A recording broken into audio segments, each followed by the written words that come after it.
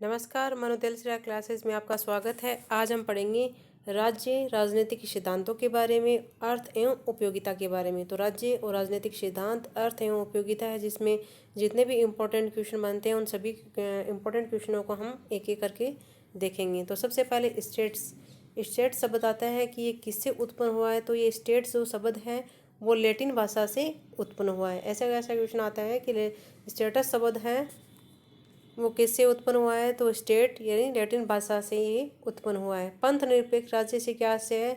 तो पंथ निरपेक्ष राज्य से आशय होता है कि वह राज्य जिसका कोई धर्म न हो तथा जो धर्म के आधार पर भेदभाव न करता हो, तो वो होगा पंथ निरपेक्ष राज्य।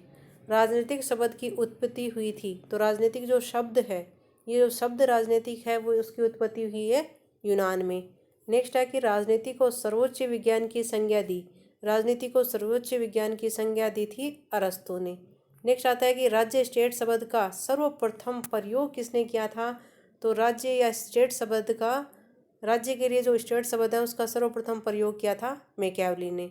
नेक्स्ट आता है कि राजनीतिक विज्ञान का जनक कौन है। तो राजनीतिक विज्ञान के जनक के रूप में हम जानते हैं अरस्तु को। नेक्स्ट आता है कि राजनीतिक विज्ञान राज्य का विज्ञान है, यह कथन किसका है। तो राजनीतिक विज्ञान राज्य का विज्ञान है, ये कथन है गेटेल का। नेक्स्ट है राजनीति को धूर्तों का अंतिम आश्रय मानने वाले विद्वान कौन है। तो राजनीति को धूर्तों का अंतिम आश्रय मानने वाले विद्वान है बेंजामिन फ्रैंकलिन। राजनीति को धूर्तों का अंतिम आश्रय मानने वाले विद्वान बेंजामिन फ्रैंकलिन। नेक्स्ट अपना क्वेश्चन आता है कि राजनीतिक सामाजिक विज्ञान का वह भाग है जिसमें राज्य के आधार तथा सरकार के सिद्धांत का विचार किया जाता है, यह कथन किसका है। तो ये कथन है पॉल जेनेट का। नेक्स्ट अपना क्वेश्चन है कि राजनीतिक विज्ञान का मनोविज्ञान के साथ में अध्ययन करने पर बल दिया। तो किसने बल दिया था। वाल्टेर बेंजहाउट थे, उन्होंने राजनीतिक विज्ञान का मनोविज्ञान के साथ में अध्ययन करने पर बल दिया था, वाल्टेर बेंजहाउट। नेक्स्ट आता है कि राजनीति मूल्यों का आधिकारिक आवंटन है जो समाज में बाध्यकारी होता है, यह कथन किसका है। तो ये कथन है डेविड ईस्टन ने यह बताया है कि राजनीतिक मूल्यों का आधिकारिक आवंटन है जो क्या करता है, समाज में बाध्यकारी होता है। ये विचार है डेविड ईस्टन के। नेक्स्ट क्वेश्चन आता है कि राज्य की उत्पत्ति से संबंधित अनेक सिद्धांत हैं, जैसे ऐतिहासिक अथवा विकासवादी सिद्धांत। राजनीतिक विज्ञान का पिता किसे कहा जाता है। तो राजनीतिक विज्ञान के पिता हम कहते हैं अरस्तु को। नेक्स्ट क्वेश्चन आता है कि राजनीति का संबंध समाज में मूल्यों के आधिकारिक आवंटन से है, ये है डेविड ईस्टन के विचार। जब मैं परीक्षा के प्रश्न पत्र के शीर्षक राजनीतिक विज्ञान को देखता हूँ तो मुझे प्रश्नों पर नहीं वर्ण शीर्षक पर अधिक खेद होता है। उपयुक्त कथन निम्न में से किसका है। तो ये विचार है मेटलैंड के। नेक्स्ट है कि राजनीतिक विज्ञान का जनक है अरस्तु। नेक्स्ट क्वेश्चन आता है कि आधुनिक अर्थों में राज्य यानी स्टेट शब्द का प्रयोग सर्वप्रथम किस विचारक ने किया। तो मैकियावेली ने किया। नेक्स्ट आता है कि राजनीतिक सिद्धांत का उद्देश्य नागरिकों को प्रश्नों के बारे में तर्कसंगत ढंग से सोचने का प्रशिक्षण देता है, तो ये है राजनीतिक। नेक्स्ट क्वेश्चन आता है कि राजनीतिक शब्द की उत्पत्ति हुई थी। तो यूनान में हुई थी। आधुनिक राज्य है, तो आधुनिक राज्य है राष्ट्रीय राज्य। नेक्स्ट क्वेश्चन आता है कि राजनीति का विज्ञान होना तो दूर, यह तो कलाओं में भी सबसे पिछड़ी हुई कला है, यह कथन है बार्कर के। नेक्स्ट क्वेश्चन आता है कि राजनीति को धूर्तों का अंतिम आश्रय मानने वाले विद्वान है बेंजामिन फ्रैंकलिन। नेक्स्ट आता है कि राजनीतिक विज्ञान शब्द का सर्वप्रथम प्रयोग किसने किया था। तो सर्वप्रथम प्रयोग किया था गॉडविन मेरी वुलस्टोनक्राफ्ट ने। तो राजनीतिक विज्ञान शब्द का सर्वप्रथम प्रयोग किया था गॉडविन और मेरी वुलस्टोनक्राफ्ट। राजनीतिक विज्ञान राज्य का विज्ञान है, ये कथन है केटेल का। कैटलिन के अनुसार राजनीतिक विज्ञान क्या है। तो कैटलिन ने क्या बताया, राजनीतिक विज्ञान को कला भी बताया है, दर्शन भी बताया और विज्ञान भी बताया। तो कैटलिन के अनुसार राजनीतिक विज्ञान क्या होगी, कला, दर्शन और विज्ञान। नेक्स्ट क्वेश्चन आता है कि जो विषय राज्य और सरकार की जानकारी हमें कराता है, यानी कि उस विषय से हमें राज्य के बारे में और हमारी जो सरकार है उसके बारे में जानकारी मिलती है, तो वो अपना है राजनीतिक सिद्धांत। नेक्स्ट है मनुष्य समुदायों का शासन करने की कलाओं को राजनीति कहा जाता है। मनुष्य समुदायों का शासन करने की जो कला है वो राजनीति, उसे ही राजनीति कहा है। ये कथन है रॉबर्ट के। नेक्स्ट है कि द रिपब्लिक की रचना किसने की? तो प्लेटो ने लिखी है द रिपब्लिक। राजनीतिक अध्ययन विषय के लिए सर्वाधिक उपयुक्त पद कौन सा है? तो राजनीतिक अध्ययन के विषय के लिए सर्वाधिक उपयुक्त पद है राजनीतिक विज्ञान। नेक्स्ट आता है कि राजनीतिक विज्ञान किस प्रकार का विज्ञान है? तो राजनीतिक विज्ञान एक क्या है? सामाजिक विज्ञान होता है। नेक्स्ट है कि इंट्रोडक्शन टू पॉलिटिकल एनालिसिस कृति के लेखक कौन है? तो इंट्रोडक्शन टू पॉलिटिकल एनालिसिस लिखी है डेविड एप्टर ने।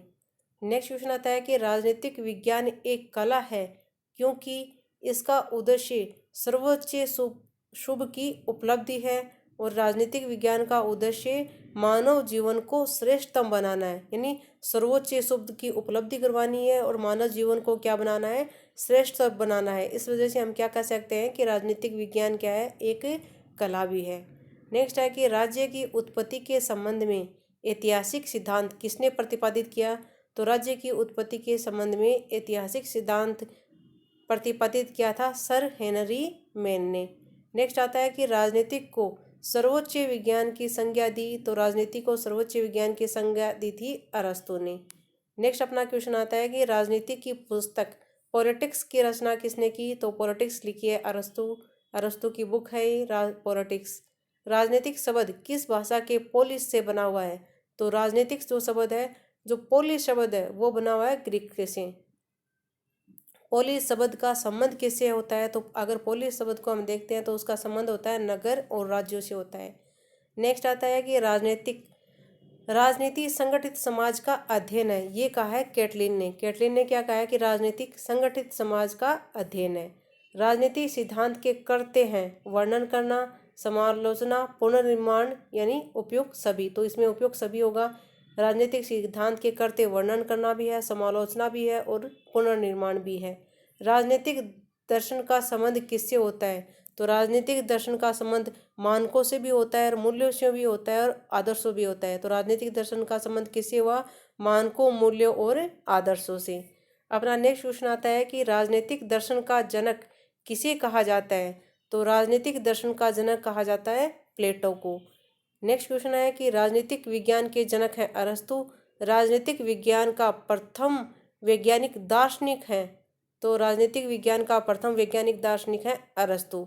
राजनीतिक सिद्धांत के प्रकार कितने हैं? तो राजनीतिक सिद्धांत के प्रकार हैं दो प्रकार के राजनीतिक सिद्धांत। एक तो परंपरागत राजनीतिक सिद्धांत और एक दूसरा है आधुनिक सिद्धांत। परंपरागत सिद्धांत के उपनाम क्या है? परंपरागत सिद्धांत को हम और किस नाम से जानते हैं? तो क्लासिकल भी जानते हैं, शास्त्रीय सिद्धांत, आदर्श सिद्धांत और मानकात्मक। ये आपको चारों नाम याद रखने हैं। परंपरागत सिद्धांत न देके या फिर परंपरागत सिद्धांत के उपनाम क्या हैं? तो उपनाम ऐसे पूछा जा सकता है, तो आपको याद रखना है परंपरागत सिद्धांत को हम कहेंगे क्लासिकल, शास्त्रीय, आदर्शी और मानकात्मक। आधुनिक राजनीतिक सिद्धांत का प्रारंभ कहाँ से माना जाता है? तो आधुनिक राजनीतिक विज्ञान सिद्धांत का जो प्रारंभ है वो द्वितीय विश्व युद्ध के बाद में क्या हो जाता है? आधुनिक राजनीतिक सिद्धांत का प्रारंभ हो जाता है। नेक्स्ट आता है कि राज्य नियंत्रक तथा नियंत्रित के व्यापक संबंधों का अध्ययन है। राज्य नियंत्रित तथा नियंत्रित के व्यापक संबंधों का अध्ययन है। उक्त परिभाषा दी थी कैटलिन ने। नेक्स्ट आता है कि वर्गहीन व राज्यहीन समाज की कल्पना किसके द्वारा की गई थी? तो मार्क्स ने ये की थी कि क्या हो? वर्गहीन व राज्यविहीन समाज हो। स्पिरिट ऑफ लॉज किसकी लिखी हुई है? तो स्पिरिट ऑफ लॉज लिखी है मॉन्टेस्क्यू की। नेक्स्ट है कि गार्नर राज्य के 4 तत्व बताता है, तो वो कौन कौन से हैं? गार्नर के अनुसार राज्य के 4 तत्व हैं। उनमें पहला है जनसंख्या, दूसरा है भूभाग, तीसरा सरकार और चौथी है संप्रभुता। ये 4 बातें बताई हैं राज्य के बारे में गार्नर ने, जनसंख्या, भूभाग, सरकार व संप्रभुता। नेक्स्ट क्वेश्चन आता है कि राजनीतिक विज्ञान के अध्ययन के प्रारंभिक उपागम इस प्रकार के हैं। तो दार्शनिक उपागम, ऐतिहासिक उपागम, कानूनी उपागम, संगठनात्मक एवं संस्थात्मक उपागम। ये राजनीतिक विज्ञान के अध्ययन के क्या है? पारंपरिक उपागम है। दार्शनिक उपागम, ऐतिहासिक उपागम, कानूनी उपागम, संगठनात्मक एवं संस्थात्मक उपागम। आधुनिक जो उपागम है उसके उपनाम है व्यवहारवादी एवं उत्तर व्यवहारवादी उपागम, व्यवस्था सिद्धांत, संरचनात्मक व प्रक्रियात्मक उपागम, संचरण उपागम। आधुनिक उपागम के देखो दोबारा नाम व्यवहारवादी एवं उत्तर व्यवहारवादी भी कहते हैं उपागम। व्यवस्था सिद्धांत भी कहा जाता है आधुनिक उपागम को। संरचनात्मक व प्रक्रियात्मक उपागम या फिर संचरण उपागम। तो इनको आधुनिक उपागम के नाम भी आपको याद रखने हैं, व्यवहारात्मक एवं उत्तर व्यवहारवादी, व्यवस्थात्मक सिद्धांत, संरचनात्मक व प्रक्रियात्मक उपागम और संचरण उपागम।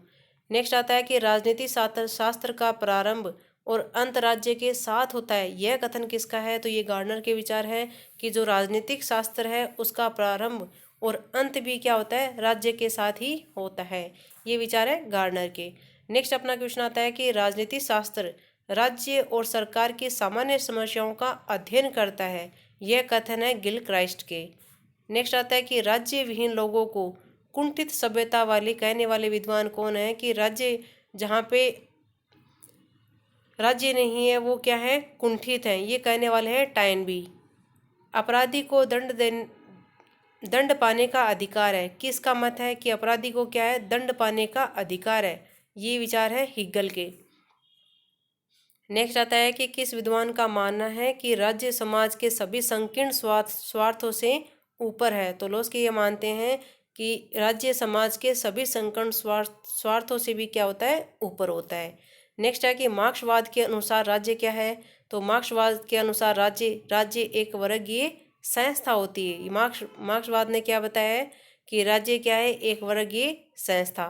नेक्स्ट आता है अपना क्वेश्चन कि राज्य दरिद्रों के शोषण हेतु बनवाने का षड्यंत्र है, यह मत किसका है? तो मार्क्सवादियों का यह मत है कि राज्य क्या है? दरिद्रों के शोषण हेतु बनाया गया धनवानों का षड्यंत्र है, मार्क्सवादी ये मानते हैं। नेक्स्ट है कि राज्य के बारे में कानूनी दृष्टिकोण के समर्थक विद्वान कौन से हैं? तो राज्य के बारे में जो कानूनी दृष्टिकोण है उसके समर्थक हैं बोंदा, होब्स, बेंथम और ऑस्टिन। बोंदा, होब्स, बेंथम और ऑस्टिन। निम्न में से किस राज्य की संज्ञा दी जा सकती है? तो निम्न में से हम किसी राज्य की संज्ञा देंगे? राजस्थान, दिल्ली, अंडमान निकोबार या भारत? भारत क्या एक राज्य है, तो भारत को राज्य की संज्ञा दी जाएगी। खालिस्तान है, खालिस्तान आपको फुल करना है। तो किसका मानना है कि लोगों का जन्म ही राजा की आज्ञा मानने के लिए हुआ है? तो रॉबर्ट फिल्मर है। रॉबर्ट फिल्मर का मानना है कि लोगों का जन्म ही राजा की आज्ञा मानने के लिए हुआ है। नेक्स्ट है कि निम्न में से कौन राज्य की श्रेणी में नहीं आता है? तो संयुक्त राष्ट्र संघ, संयुक्त राज्य संघ, संयुक्त अरब अमीरात या फिर भारत? तो राज्य की श्रेणी में नहीं आता है संयुक्त राष्ट्र संघ, ये संघ है संयुक्त राष्ट्र संघ। नेक्स्ट है कि प्लेटो के अनुसार राज्य की जनसंख्या कितनी होनी चाहिए? तो 50-40 होनी चाहिए प्लेटो के अनुसार राज्य की जनसंख्या। रूसो के अनुसार राज्य की जनसंख्या होनी चाहिए, तो रूसो के अनुसार तो होनी चाहिए 10,000 और प्लेटो के अनुसार कितनी होनी चाहिए? 50-40 यानी 5,040 और 10,000 किसके अनुसार? रूसो के अनुसार। नेक्स्ट है कि आधुनिक राज्य क्या कहलाते हैं? तो आधुनिक जो राज्य हैं वो राष्ट्र राज्य कहलाते हैं। नेक्स्ट क्वेश्चन आता है कि सामंतवादी राज्य में राज्य की अर्थव्यवस्था का आधार था। तो सामंतवादी जो राज्य था उसमें राज्य की अर्थव्यवस्था का आधार था भूमि। अरस्तु के अनुसार राज्य एक स्वाभाविक संस्था होती है। तो अरस्तु ने क्या माना है? कि राज्य एक स्वाभाविक संस्था है। नेक्स्ट अपना क्वेश्चन है कि राज्य व्यक्ति का वृहद रूप है, किसने कहा था? तो राज्य क्या है? एक व्यक्ति का ही वृहद रूप है, ये कहा था प्लेटो ने। नेक्स्ट है कि अरस्तु के बाद राज्य का व्यवस्थित वर्णन किसने किया है? तो अरस्तु के बाद में अगर राज्य के बारे में कोई व्यवस्थित वर्णन करता है तो उनका नाम है मैकियावेली। नेक्स्ट क्वेश्चन आता है कि औद्योगिक राज्य का सिद्धांत संबंधित है। तो औद्योगिक राज्य का सिद्धांत संबंधित होता है नोजिक से। राज्य पृथ्वी पर ईश्वर का अवतरण है, यह किस विचारधारा की मान्यता है? कि राज्य क्या है? पृथ्वी पर ईश्वर का अवतरण है। ये आदर्शवादी मानते थे कि राज्य क्या है? पृथ्वी पर ईश्वर का अवतरण होता है। नेक्स्ट है कि सिद्धांत शब्द यूनानी भाषा के किस शब्द का बना है? तो एथोरिया से बना है सिद्धांत। राजनीतिक सिद्धांत का सरोकार किससे होता है? तो तथ्य एवं मूल्य दोनों से होता है राजनीतिक सिद्धांत का सरोकार, जिसमें तथ्य भी होते हैं और क्या होता है? मूल्य भी होता है। तो तथ्यों एवं मूल्यों दोनों से होता है राजनीतिक सिद्धांत का सरोकार। नेक्स्ट अपना क्वेश्चन आता है कि राजनीतिक सिद्धांत के कितने प्रमुख कार्य होते हैं? तो राजनीतिक सिद्धांत के प्रमुख कार्य 3 होते हैं। एक तो वर्णन करना, समालोचना और पुनर्निर्माण, ये प्रमुख कार्य होते हैं। वर्णन या व्याख्या, समालोचना और पुनर्निर्माण। नेक्स्ट अपना क्वेश्चन आता है कि राज्य एक अनावश्यक बुराई है, किसके अनुसार? किसके अनुसार राज्य क्या है? एक अनावश्यक बीमारी है। तो अराजकतावादी होते हैं उनके अनुसार, तो अराजकतावादियों के अनुसार राज्य क्या है? एक अनावश्यक बुराई होती है। अपना नेक्स्ट क्वेश्चन है कि जब तक राजा दार्शनिक नहीं बन जाता या दार्शनिक राजा नहीं बन जाते तब तक संसार से बुराइयां दूर नहीं होगी। किसके अनुसार? प्लेटो ने कहा है कि जब तक राजा दार्शनिक नहीं बनते या फिर दार्शनिक राजा नहीं बन जाते तब तक संसार में क्या होगी? बुराइयां दूर नहीं होंगी। तो ये विचार है प्लेटो के। तो सब कुछ पलटना चाहते हैं प्लेटो, ऐसे याद कर लें। नेक्स्ट है कि राज्य का लोप हो जाएगा, उक्त कथन है मार्क्स का। मार्क्स ने कहा है कि राज्य क्या हो जाएगा? लोप हो जाएगा राज्य का। राज्य एक प्राकृतिक संस्था है, यह कथन किसका है? तो रॉबर्ट डहल ने क्या कहा है? राज्य एक प्राकृतिक संस्था है। कल्याणकारी राज्य में प्राथमिकता किस तत्व की है? तो कल्याणकारी राज्य में प्राथमिकता होती है व्यक्ति की गरिमा में। नेक्स्ट है राज्य व्यक्ति से पहले है, यह किसका मत है? तो राज्य व्यक्ति से पहले, ये मत है अरस्तु की। अपना नेक्स्ट क्वेश्चन आता है कि सबसे निकृष्ट राज्य भी सबसे उत्कृष्ट अराजकता से अच्छा है, यह मत किसने व्यक्त किया है? तो रूसो ने व्यक्त किया है कि सबसे निकृष्ट राज्य भी सबसे उत्कृष्ट अराजकताओं से अच्छा है। नेक्स्ट क्वेश्चन आता है कि राज्य को विश्व आत्मा के रूप में किसने प्रस्तुत किया? तो हीगल ने राज्य को विश्व आत्मा के रूप में प्रस्तुत किया है। नेक्स्ट क्वेश्चन आता है अपना कि प्लेटो के अनुसार आदर्श राज्य का प्रथम विकृत स्वरूप होता है निरंकुश तंत्र। प्लेटो के अनुसार आदर्श राज्य का प्रथम विकृत स्वरूप कौन सा है? तो निरंकुश तंत्र होता है। नेक्स्ट आता है कि राज्य एक अनावश्यक बुराई है, यह कथन होता है अराजकतावादियों का। राज्य ओक या चट्टान से नहीं बल्कि उसमें निवास करने वालों के चरित्र से उत्पन्न होता है, ये विचार है प्लेटो के। The philosophical theory of the state, इसके लेखक हैं बोन्साके। नेक्स्ट है राज्य एक जीवधारी है, यह कथन किसका है? तो स्पेंसर का है कि राज्य क्या है? एक जीवधारी है। अपना नेक्स्ट क्वेश्चन आता है कि राज्य विधि का जनित और जनक दोनों है, क्यों? क्योंकि राज्य कानूनों को अपने किसी भी नागरिक के लागू कर सकता है और अपने खिलाफ भी लागू करने की अनुमति दे सकता है, इसलिए राज्य क्या है? राज्य विधि का जनित और जनक दोनों होता है। किसने कहा है कि राज्य न तो भगवान की सृष्टि है, न उच्च भौतिक शक्ति का परिणाम है, न परिपाटी और न ही परिवार का विस्तार मात्र? तो ये विचार हैं गार्नर के। नेक्स्ट आता है कि ये किसने कहा है कि राज्य न तो भगवान की सृष्टि है, न उच्च भौतिक शक्ति का परिणाम है, न परिपाटी और न ही परिवार का विस्तार मात्र? तो ये कहा है गार्नर ने। यह किसने कहा है कि राज्य समाजों का समाज है? तो राज्य क्या है? समाजों का समाज है, ये कहा है A.D. लिंडसे ने। नेक्स्ट है कि ट्रिस्टे के अनुसार राज्य का तत्व क्या होता है? तो ट्रिस्टे के अनुसार राज्य का तत्व होता है बल। नेक्स्ट क्वेश्चन आता है कि राज्य के स्वरूप के बारे में सही कौन सी बात है? तो राज्य के स्वरूप में खालिस्तान है उसमें सही है। राज्य साधन और साध्य क्या होते हैं? दोनों होते हैं। तो राज्य के स्वरूप में क्या है? राज्य साधन भी है और साध्य भी है। एक नगर की स्थापना बिना भूमि के संभव है, परंतु बिना ईश्वर में विश्वास के राज्य स्थापित नहीं हो सकता, ये किसका मत है? तो जेलेनिक के विचार हैं ये। राज्य एक आवश्यक बुराई है, यह वक्तव्य राज्य के व्यक्तिवादी सिद्धांत से क्या होता है? संबंधित होता है। राज्य क्या है? एक आवश्यक बुराई है, ये वक्तव्य राज्य के व्यक्तिवादी सिद्धांत से संबंधित होता है।